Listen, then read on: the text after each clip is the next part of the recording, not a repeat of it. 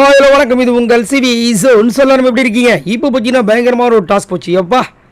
அதாவது morning activity டாஸ்க்குன்னு சொல்லி ஆரம்பித்து அதில் ஒரு ட்விஸ்ட்டை வச்சார் பாருங்க பிக் பாஸ். அடேங்க அப்பா, இன்னும் நடக்குதுன்ற மாதிரி இருந்துச்சு. என்னென்னா, நீங்கள் வந்துட்டு ஒரு பஸர் அடிக்கும் ஒரு நிமிஷத்துக்குள்ளே நீங்கள் எதுக்காக 3 பாயிண்ட்டுக்கு தகுதி அப்படின்னு சொல்லுங்கன்னு பிக் பாஸ் சொன்னார். எல்லாருமே அவங்கவுங்க ஸ்பீச் வச்சாங்க, சூப்பராக இருந்தது. அதில் குறிப்பிடும்படியாக பார்த்தீங்கன்னா முத்துக்குமார் வந்து வேறு லெவல் இருந்துச்சு. என்னென்னா, நடந்த விஷயங்கள், இவர் யாரெல்லாம் குத்துனாங்க, யாரை நம்பக்கூடாது, எல்லாத்தையும் நான் கற்றுக்கிட்டேன்ற மாதிரி சொன்னார். மஞ்சரி அழகாக வந்து இது பண்ணாங்க. ஆனால் முத்துக்குமார் தான் ஒரு பேட்டர்னை செட் பண்ணாப்புல. அதுக்கப்புறம் ஜாக்லின் சூப்பராக பேசினாங்க. எல்லாருமே ரயான் வந்து சொன்னது ரொம்ப கேவலமாக இருந்துச்சு. ஏன் அப்படின்னு கேட்டிங்கன்னா, அவர் வந்துட்டு நான் அது ஒரு ஸ்போர்ட்ஸ்மேன்ஷிப்பாக இருந்தேன், எனக்கு எந்த பிரச்சனை வந்தாலும் அதை வந்து நான் இங்கே வெளியில் சொல்லவே இல்லை, அதை வந்து பிரச்சனையை வந்து வெளியே கொண்டு வரக்கூடாதுன்னு இருந்தேன் அப்படின்னு ஒரு மட்டமான பொய்யை சொன்னார். காலையில் கூட முத்துக்குமரன்கிட்ட அந்த ஒரு பிரச்சனையை தான் பேசிகிட்டு இருந்தார். இதுக்கு பேர் ஸ்போர்ட்ஸ்மேன்ஷிப்பா? நீங்கள் எல்லோரும் சேர்ந்து என்னை வந்து அடிச்சிங்க, பிடிச்சிங்க, கிழிச்சிங்க அப்படின்னு சொல்லிட்டு இருந்தார். ஆனால் அங்கே ஒரு மட்டமான ஒரு பொய்யை சொன்னார். இதுக்கும் ரயானுக்கு வந்துட்டு அருண் வந்து ஆதரவு கொடுத்தா ரொம்ப கேவலமாக இருந்துச்சு. அவர் ஒரு ஜெனுவனான ஸ்போர்ட்ஸ்மேனாக பண்ணாராம், ரைட்டரா அப்படின்ற மாதிரி இருந்துச்சு.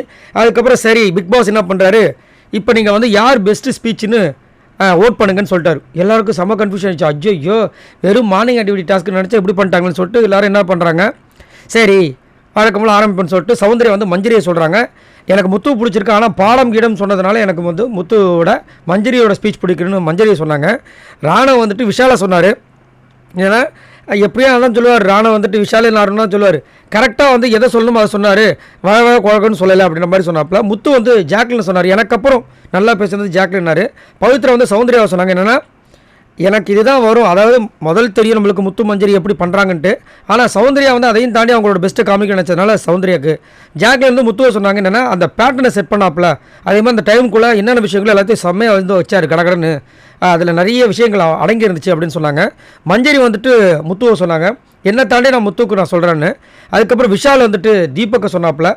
தீபக் வந்து எனக்கு 4 பேரை ரொம்ப பிடிச்சிருந்தது, முத்து, ரயான், ஜாக்லின், மஞ்சரி. அதில் எனக்கு ஷார்ட் லிஸ்ட் பண்ணால் முத்து, மஞ்சரி. அதில் வந்து பெஸ்ட்டாக இருந்தது மஞ்சரின்னாரு. அதுக்கப்புறம் ரயான் வந்துட்டு மஞ்சரின்னாரு. ரயான் எதுக்காக மஞ்சரினா, அங்கே ஓட்டு வந்து நல்லா வந்துட்டு இருந்துச்சு. இப்போ வேறு யாருக்குன்னா போட்டால் பிரச்சனையானு சொல்லிட்டு மஞ்சரிக்கு போட்டு மஞ்சரியை வர வைக்கணும்னு நினச்சாரு. அதுக்கப்புறம் அருண் வந்துட்டு ரயானை சொன்னாப்புல, ஒரு ஜெனியனான ஒரு அப்படின்ட்டு. இப்போ மஞ்சரிக்கு வந்து 3 ஓட்டு, முத்துக்கு 2 ஓட்டு, மஞ்சரி வின்னர் அப்படின்னு அனௌன்ஸ் பண்ணிட்டாங்க. செம்மையாக இருந்துச்சு.